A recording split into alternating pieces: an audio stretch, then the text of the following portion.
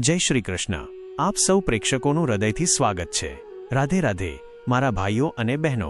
જો તમે આ વિડિયો જોઈ રહ્યા છો તો કદાચ તમારા જીવનમાં કોઈ એવો વળાંક આવ્યો છે જ્યાં મન ભારે છે, દિલ તૂટેલું છે અને રસ્તો સમજાતો નથી। પણ એક વાત યાદ રાખજો, અંધારામાં જ દીવો પ્રગટે છે અને જ્યારે બધા દરવાજા બંધ લાગે ત્યારે એક દરવાજો ઉપરવાળો ખોલે છે।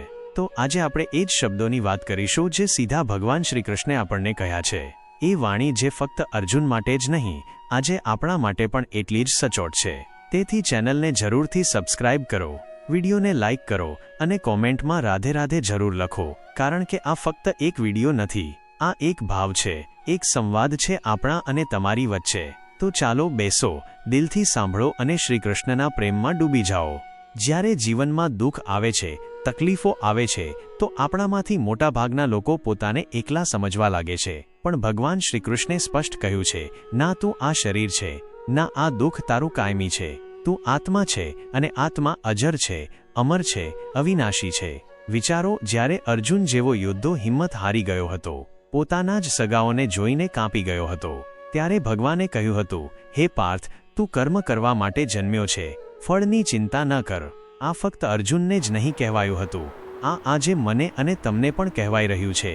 જ્યારે આપણે હિંમત હારી જઈએ છીએ, જ્યારે લાગે છે કે હવે વધુ નહીં થઈ શકે, ત્યારે શ્રી કૃષ્ણ કહે છે, જ્યારે તું તારા ધર્મ, તારા કર્મથી ભટકે છે, ત્યારે હું સ્વયં આવું છું તને સંભાળવા, તને રસ્તો બતાવવા।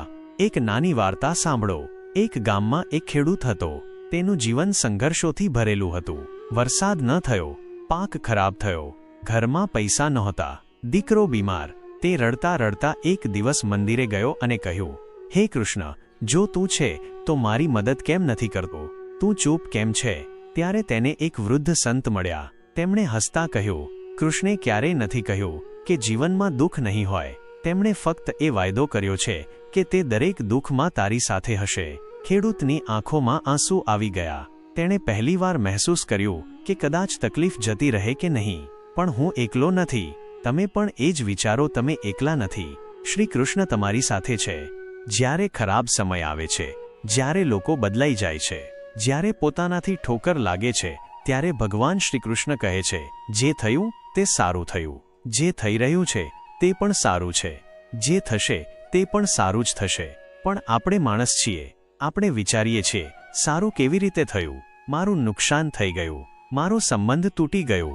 પરંતુ થોડીવાર થોભીને પાછળ જુઓ, જે ગયું તે કદાચ જરૂરી હતું, જેથી તમે આજે મજબૂત બની શકો। એક બીજી વાર્તા યાદ આવે છે। એક રાજકુમાર હતો, ખૂબ ઘમંડી હતો, તેને લાગતું હતું કે બધું તેની ઈચ્છા મુજબ ચાલશે। એક દિવસ તેના ગુરુએ તેને એક વીંટી આપી, તેના પર લખ્યું હતું, આ સમય પણ નીકળી જશે। રાજકુમારને આ વાત સમજમાં ન આવી, પણ જ્યારે તેને યુદ્ધમાં હાર મળી, તેના બધા સૈનિકો માર્યા ગયા, તેને ભાગીને જંગલમાં છુપાવવું પડ્યું। ત્યાં બેઠો બેઠો તે એ જ વીંટી જોવા લાગ્યો, આ સમય પણ નીકળી જશે, અને તે રડતા રડતા હસી પડ્યો, કારણ કે તેને સમજમાં આવી ગયું, સમય ગમે તેટલો ખરાબ હોય, કાયમી નથી હોતો।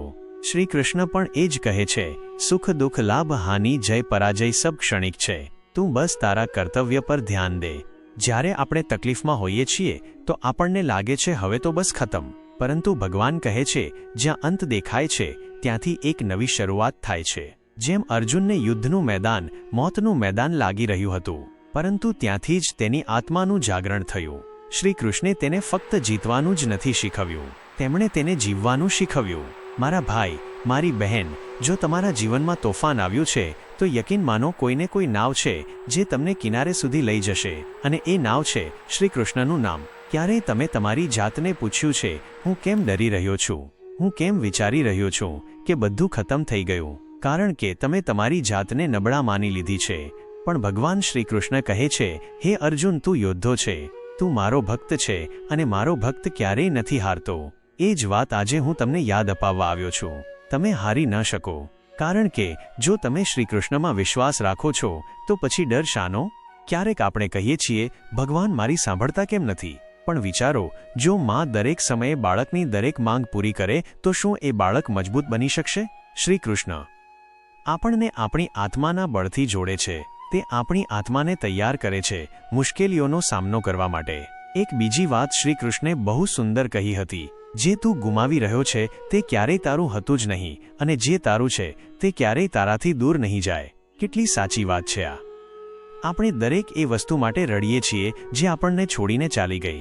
ભલે તે કોઈ માણસ હોય, પૈસા હોય, નોકરી હોય, પણ કદાચ એ વસ્તુનું જવું જ જરૂરી હતું જેથી કંઈક નવું આવી શકે. હું તમને એક સવાલ પૂછવા માંગુ છું. શું તમે ક્યારેય એ સમયને જોયો છે જ્યારે તમે તૂટી ચૂક્યા હતા પણ ફરીથી ઊભા થયા હતા? એ શક્તિ ક્યાંથી આવી હતી? ક્યાંક ને ક્યાંક તમારી અંદરથી જ, અને એ જ શક્તિ છે જે શ્રી કૃષ્ણએ આપેલી છે. તમને નથી લાગતું કે હવે ફરીથી ઊભા થવાનો સમય છે? તમારા આંસુ લૂછવાનો સમય છે.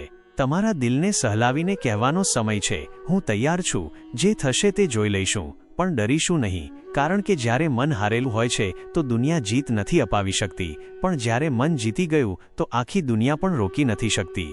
શ્રી કૃષ્ણ કહે છે, મન જ મિત્ર છે અને મન જ શત્રુ છે. તમારું મન જ તમને પાડે છે અને એ જ તમને ઊભું કરે છે.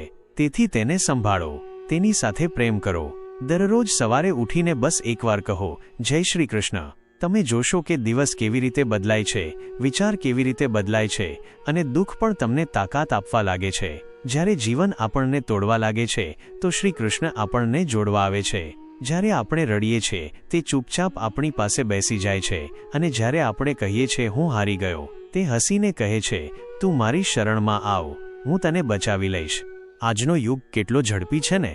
ભાગદોડ, અપેક્ષાઓ, સંબંધોની ગૂંચવણ, અને જ્યારે આ બધું તૂટે છે તો આપણે પણ અંદરથી તૂટી જઈએ છીએ.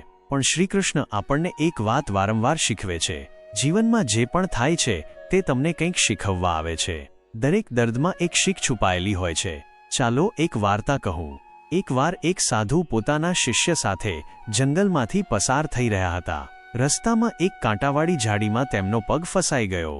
શિષ્ય ચીસો પાડી ઉઠ્યો, ગુરુજી, આ શું? આપણે તો ભગવાનનું નામ લઈને ચાલી રહ્યા હતા, છતાં પણ આ કાંટા? ગુરુજી હસ્યા અને બોલ્યા, ભગવાનનું નામ લેવાથી કાંટા હટતા નથી, પણ એ જ કાંટાઓથી રસ્તો બનાવવાનું શીખીએ છીએ. બસ એ જ વાત શ્રીકૃષ્ણ પણ કહે છે. દુઃખ જીવનનો અંત નથી, તેનું અધ્યાય છે. વાંચો, સમજો અને આગળ વધો. તમારા જીવનમાં પણ ઘણા એવા કાંટા આવ્યા હશે, કેટલાક લોકોના રૂપમાં, કેટલાક પરિસ્થિતિઓના રૂપમાં, પણ તમે જોયું હશે તે એક સમય પછી ચાલ્યા ગયા, અને તમે આજે અહીં છો, જીવિત, વિચારતા, આગળ વધવા માટે તૈયાર. આ જ તો ચમત્કાર છે.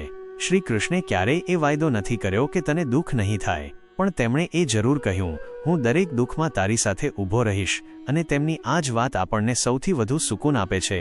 હવે વાત કરીએ એક બીજા ઊંડા સંદેશની. અસલી સુખ ભીતર છે, બહાર નથી. આપણે હંમેશા કોઈ બીજા પાસેથી અપેક્ષા રાખીએ છીએ કે તે આપણને પ્રેમ કરે, સન્માન આપે, આપણી પરવા કરે, અને જ્યારે તે નથી કરતો તો આપણે તૂટી જઈએ છીએ. પણ શ્રી કૃષ્ણ કહે છે, જે આત્મા પોતાનામાં સંતુષ્ટ છે તે જ સાચો સુખી છે. તેનો મતલબ એ નથી કે આપણે કોઈની સાથે જોડાયેલા નથી, પણ એ જરૂર છે કે જો કોઈ આપણને છોડી દે તો આપણે વિખેરાઈ ન જઈએ, કારણ કે જેણે પોતાની જાતને પામી લીધી તે બધું પામી લે છે.